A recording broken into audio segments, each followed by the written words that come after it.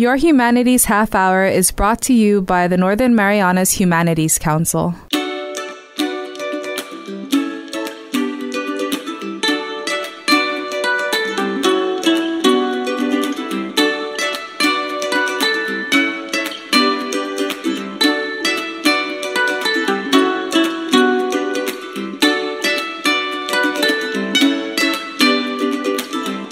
Hafidades and Tero, welcome to Your Humanities Half Hour. I'm Catherine Harris, and with us today is an individual we've had on the show before, but it's been quite a while. It's my pleasure to welcome Dr. Carlos Madrid. He's a historian who is specialized in the colonial history of the Marianas and the Philippines. No stranger to the Marianas, he first started coming out to Guam in 2000 and spent a couple of years actually living here in Saipan, and you may know him as the author of the book Beyond Distance. Carlos, welcome back to the show. Buenas and half a day. Catherine, thank you for inviting me to the program. I'm really thrilled to be back, and it's always good to be back in Saipan, back in the program. I hadn't realized that it had been that long since you had been here. How does it feel to come back? Well, I have seen a lot of changes, and it's very exciting to see that there are a lot of things going on in the island. And I have not had the time to go to Tinian and Rota as I would like to, but then I have another good reason to come back. But I noticed that there is, number one, a lot of interest on cultural matters and cultural things and, all sorts of stuff related to the past, music, food. And I've seen, of course, the big casino building coming up, which really struck me at the beginning. Like it's huge. So, yeah, a lot of changes. Very exciting. Well, it's interesting that you would mention the renewed interest in cultural things because you've actually, as a volunteer at the museum while you were here earlier and as an author, really helped us, I feel, understand our own history. Well, actually, it's a privilege for me to have this opportunity to contribute. I had the privilege of and the honor to learn so many things with the families that I was staying during the months that I stay here every year in those 2000, 2001, 2002. And it's somehow a way of giving back. If there is something that I have seen in the archives or in the records of the Spanish administration that is very little known, actually, and very often misunderstood, it's actually it's very satisfying to be able to put those pieces of information for the purpose of the people learning about their past and about their heritage and about their families. One of the recent projects that I did was for a local historian, Tony Ramirez from Guam, but has been coming here very often. In fact, I think until very recently. And he published a number of articles in the 80s called La Sangre Llama. For those related to, for those familiar with the Chamorro, La Sangre Llama is this idiom that means the blood calls. The blood ties are stronger than anything else. And those series of articles were about the genealogical origin of most of the families of the Mariana Islands. And those articles were out of print, difficult to access. Many people was always asking about, if we have information in the records about this family or that family. So what I did with the support of the Ministry of Education and Culture of Spain, put together those articles of Tony Ramirez in a book called La Sangre Llama, and we just published it last year. It was also with the good support of the University of Guam, where I was working in Micronesian Area Research Center, that they are doing also a tremendous work. Well, one of the things when talking about history and understanding our history, that what we wanted to talk about today was the galleon trade that so affected us here in the Marianas. That was really our first contact with the outside world, was because of a galleon coming to our shores. Yes, I mean, the first contact literally will be probably with Magellan, for which we are approaching the 500th anniversary, 500 years since the arrival of Magellan. But the galleon trade itself was established in 1566 when the Spanish pilots and the Armada, the navigators, they figured out the way of navigating back from the Philippines to Mexico, that at that time was New Spain, a viceroyalty of the Spanish Empire. And that was the key that opened a regular trade route that in fact has been the longer lasting trade route in history is for about 250 years without any interruption. It will be one galleon crossing from Acapulco in Mexico to Manila, loaded mainly with silver, with coins, with items that were needed with cereals, with seeds, with animals that they are needed in the Philippines. And in that route, there was a stopover usually taking place in Guam, in Umatac, in the southern village of Umatac. But sometimes we'll also stop in Saipan or in Tinian. And then on the way back, the galleon will navigate up north near somehow in between Okinawa or in between the northernmost islands, the Gani Islands and Okinawa, all the way to the North Pacific to reach the American coast, what will be somehow Nootka or Seattle in the United States, going down to California. This very vaguely, to simplify 200 years in a single sentence. No? But yeah, and then finally reaching Acapulco. What they will be loaded with, it will be all the goods from the trade in Southeast Asia. There will be spices, especially. Spices, nutmeg, pepper, clove, cinnamon. Those were extremely valuable in Europe. They were used for cooking. They were used for pharmacy, for medicine. So just the spices per se, they were a significant cargo. But there were also ivory, figurines of ivory that they were nicely carved. There was also pieces of furniture that they were not seen in Europe. In fact, in Spanish, we incorporated one word in Japanese. You know these foldable dividers from Japan? That they're very room common. Dividers, I yes, think? The room dividers. In Spanish, we call it biombo. And that's a Japanese word, biombo, that is exactly that. And there's a number of words that were... There's the bottom line is that there is a huge exchange of human contacts, language, music, but also products, animals, plants, fruits, vegetables. So in the case of the Mariana Islands, this galleon route had a very significant impact.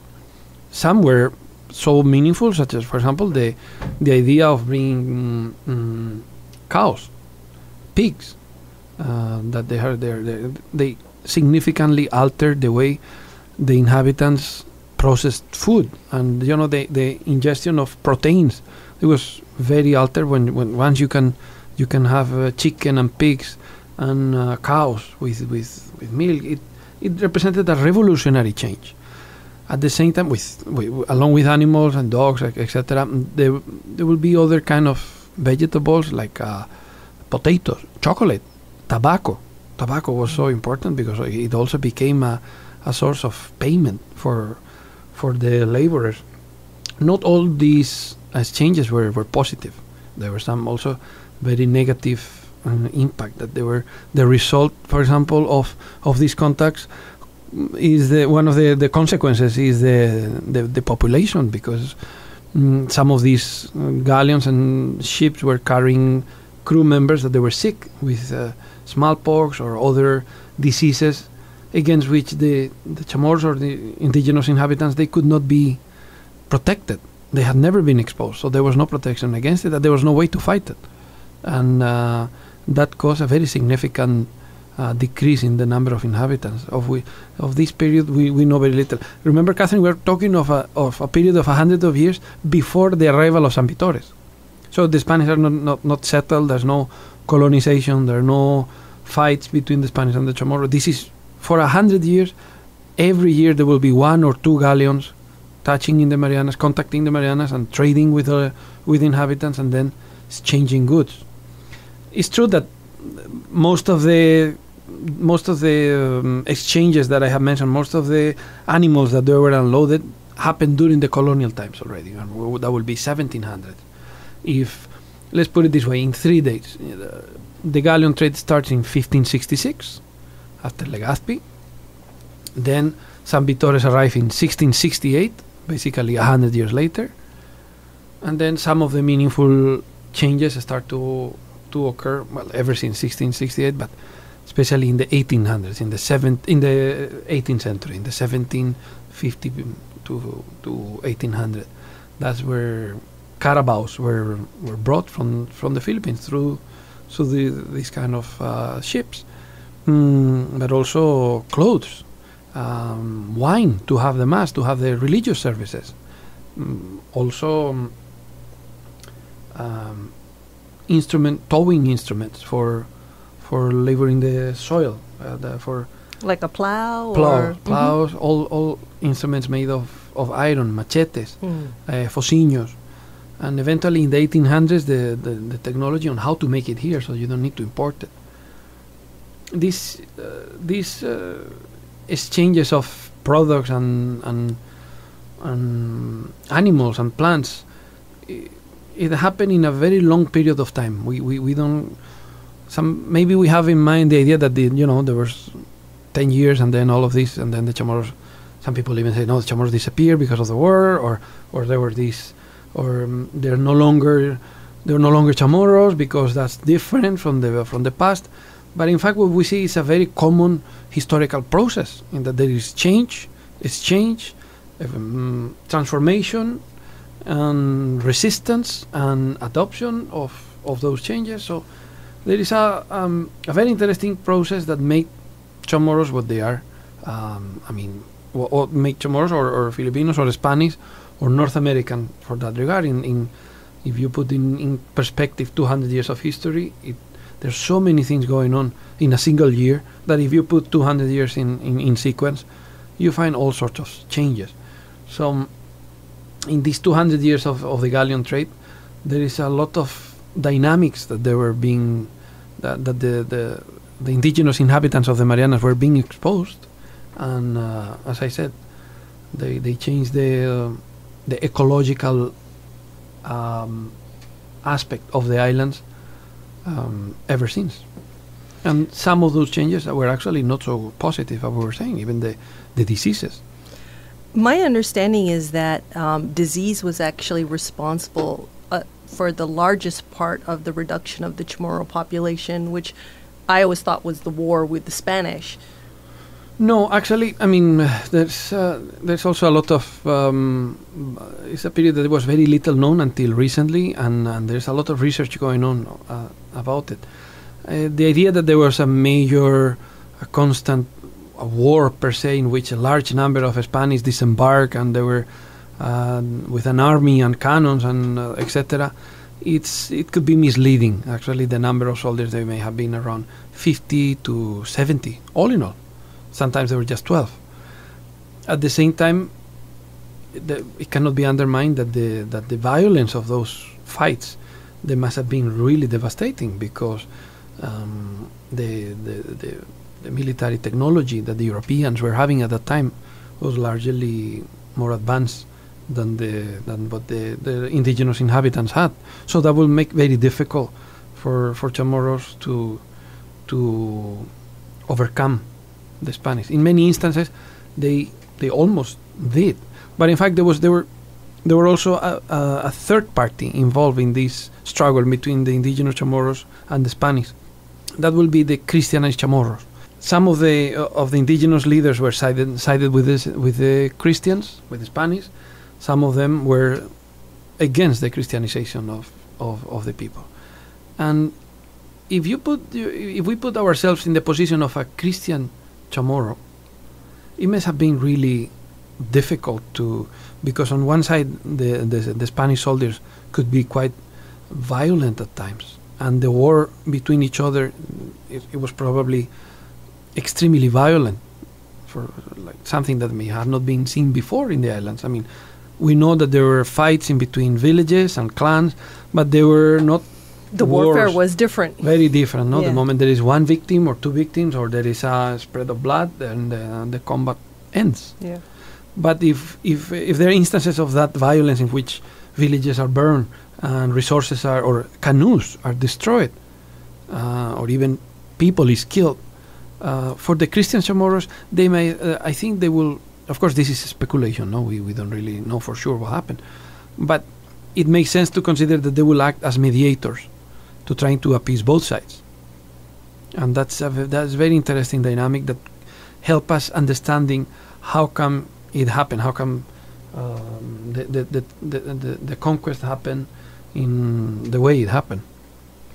Well, that's a very interesting way to kind of humanize what went on at that time, taking the perspective of a Christianized Chamorro being kind of caught in the middle, loyalty to their people and loyalty to the new God, and the external forces of the Spanish and their influence coming in. I was hoping that in the second half of our show, you could also humanize the galleon trade a little bit and give us a glimpse of life being a sailor on this. Would you be willing to do that? Absolutely, absolutely. All right. We're speaking with Dr. Carlos Madrid about the galleon trade throughout the Pacific by the Spanish as it affected the Marianas, and we'll be back after this break. Hafa, this is Eulalia Areola of the Northern Marianas Humanities Council. Did you know that you can donate up to $5,000 to the Humanities Council through the CNMI Education Tax Credit Program? Donations from individuals and corporations qualify and can be used to offset your local wage and salary tax, BGRT, and earnings tax. Call our office at 235-4785 to see how you can support humanities programs in our community and obtain a tax credit for your donation. Sizuus Maasi, Olomai, and thank you. Welcome back to Your Humanities Half Hour. We're speaking today with Dr. Carlos Madrid, no stranger to the Marianas. He has studied our history for a number of years and also lived here between 2000 and 2002. Carlos, take us back to the time when the Manila Galleon trade was going on, and what was life like for a sailor, say, initiating this voyage in Acapulco? Well, it's actually more complicated than we could imagine, because the life on board of those ships was really difficult, was really terrible. Why would anybody want to do that then? Well, probably on one side is obligation, is duty. They were being posted in distant locations, like from Mexico. They were administrators being sent to the Philippines, teachers, soldiers, missionaries, and it was seen like a uncomfortable but needed aspect of the trip. Meaning to say, it's like nowadays we will think of a long flight in which there are different delays and you have to go through stopovers in the middle of the night. Of course, the caliber of the difficulties back in the galleon times, it was extremely different. To put you an example, there is in the route that goes that went from Acapulco to Manila, passing by Guam, that was actually the easy one, because the winds are favorable to that navigation. They go from east to west, so it took about 2 months, roughly speaking, to do that route. But then, which is not bad already, 2 months. Imagine in a wooden ship that you cannot go anywhere, that there is lack of water. Yes, unpredictable weather. Exactly. Okay. And you are they're on their own. The Spanish galleons were navigating in the Pacific because they were the only ones that, number one, had a deep understanding on how the Pacific worked. Okay. In terms of weather, and also they have bases in between. They have a base on the American side and in Mexico. Mm-hmm. They have a base in Guam, and they have a base in the Philippines. Other European explorers, they couldn't. They were still trying to figure it out. Exactly, and they, for example, Drake passed by, but those are occasional things, but not enough to establish like a regular trade route. Well, in that route from Acapulco to Manila, one of the top Crown representatives, Antonio de Morga, that had the position of oidor de la audiencia. Was, let's put it this way, it will be like the Chief Justice, but one of the most prominent positions in the judiciary system in the Spanish colonial times. He's being sent from Acapulco, his own galleon with his family, and his own kids died on board because of the diseases, because of the lack of fresh food, and this is the guy that is best kept. I mean, to say he has the most resources at his disposal. He's the most important for the crown, and yet they couldn't spare these dangers. And at that time, they didn't know about scurvy, or what was the source, the cure, more importantly, for scurvy. Right. The cure for scurvy, it will not be really identified until the late 1700s with Captain Cook and the Enlightenment period, in which European navigators they determine more or less scientifically there is actually citrics and fresh vegetables that they are the cause. The lack of those are the cause of scurvy. To put you another example, way before, if we go back from the 1700s, 200 years before, in the times of Magellan, at the dawn of navigation around the world, Magellan, when they arrived to the islands that they will be eventually named Marianas later on, when they arrived, they have no water, they have no food, and the crew was dying. Basically, they were already, I think they have no rats anymore, and they were chewing the leather of the belts, their own belts. So it was very easy that 30%, 40% of the crew will die, and they knew it. Remember, I was saying to Catherine to match it with a contemporary experience, these kind of troubles. In a way, the discomfort of a passenger on the galleon will be similar to an international flight, but with the caliber of a space rocket. I mean, how do you call those? Rocket. Yeah, you got it right. A space rocket. Yeah, like going shuttle? to the Space shuttle, shuttle? the space shuttle. Yeah, something like that. It would be like an international flight multiplied by 2 months. Yeah, exactly. Imagine. So 2 months to get from Mexico to the Philippines, and how long to get back? The more arduous route. That was the one that to figure it out. It took probably about 60 years, because the weather was the wind, as I mentioned, was actually contrary to the navigation. So they realized they have to go north to catch the trade wind. Exactly. That will take them to the Americas, and that will take up to, could be 4 to 6 months. Wow. There's one that even takes 9 months.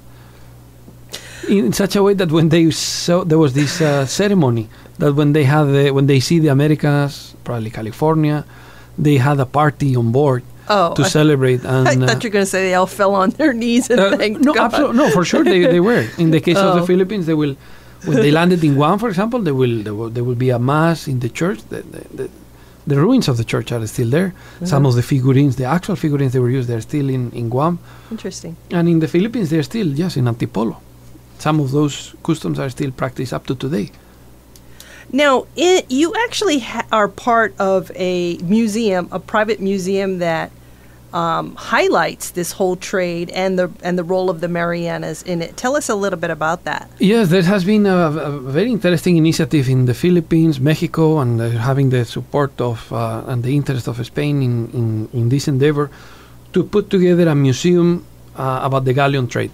It's called Museo del Galeón. It's run by a foundation. This was actually an initiative by a well-known former senator in the Philippines, Senator Edgardo Angara, that in collaboration with the Mexican counterparts, and as I said, with the support of Spain, is put together a museum that is, we are preparing the soft opening very soon for this year. Then the idea is to highlight the relevance of this trade for that globalization process in which we are still immersed. Now is accelerating, but we have to get away the idea that it's just something that started in the 21st century. There has been different waves of globalization, and one of the most important, the one that really connected 3 continents, including the Americas, that was through the galleon trade.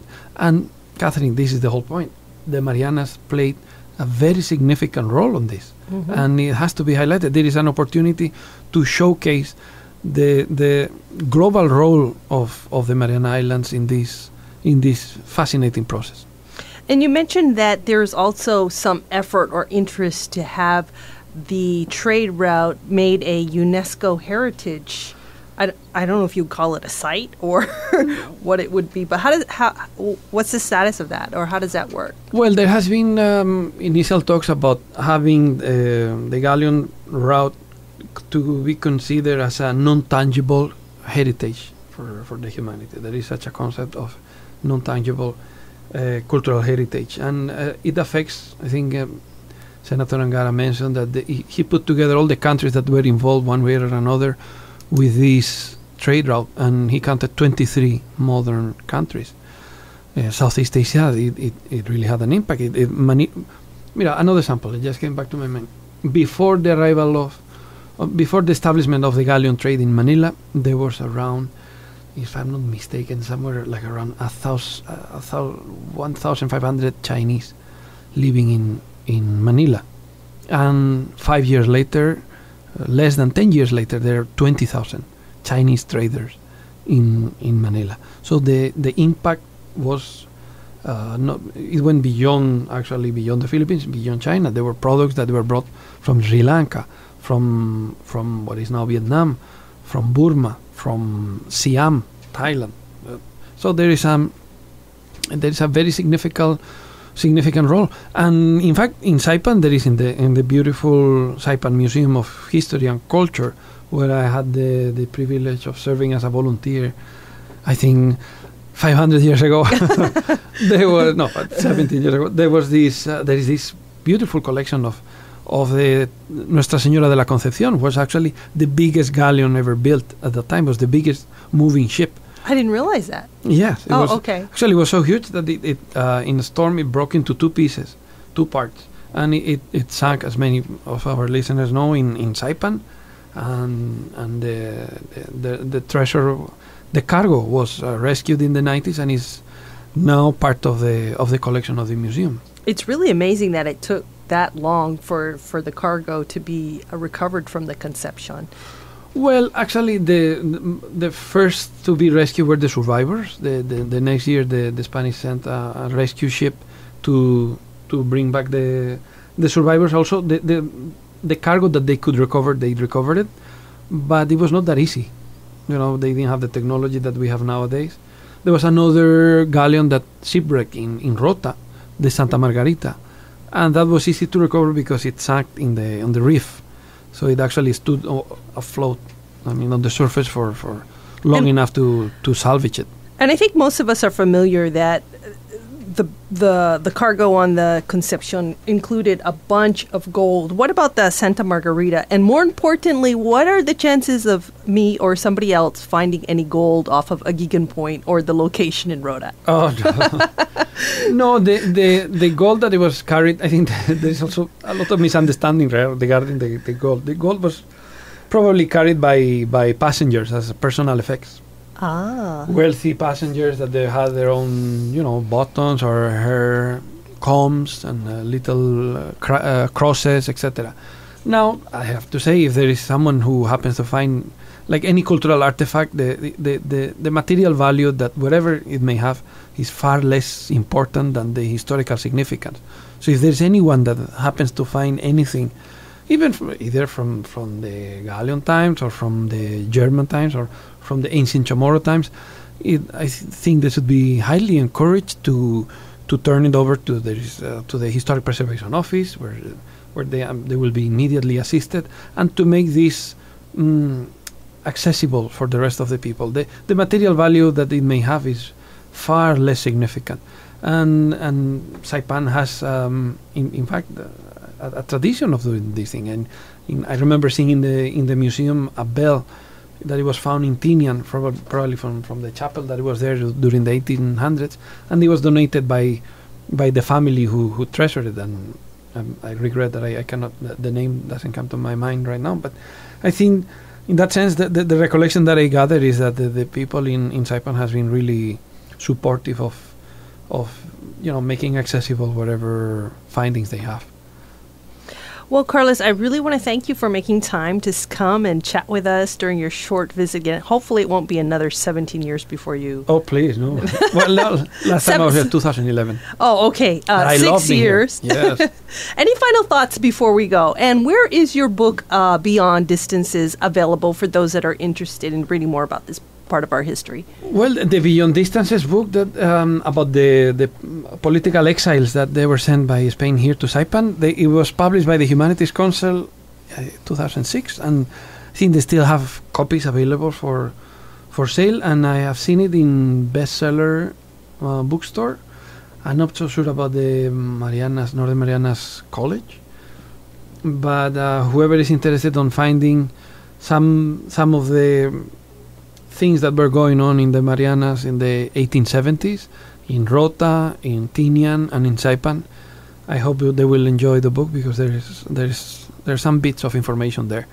My final thoughts on this is that I'm really thankful that you're hosting me once again. Every time I come, I feel at home thanks to you, and I'm really encourage our listeners to continue their support on the Humanities Council and their endorsement on their projects and activities. Thank you so much. Our guest today has been Dr. Carlos Madrid, a historian specializing on colonial history in the Marianas and the Philippines. Thank you again, Carlos, and we wish you the best on your travels. See you, Marce. This has been Your Humanities Half Hour. I'm Catherine Harris.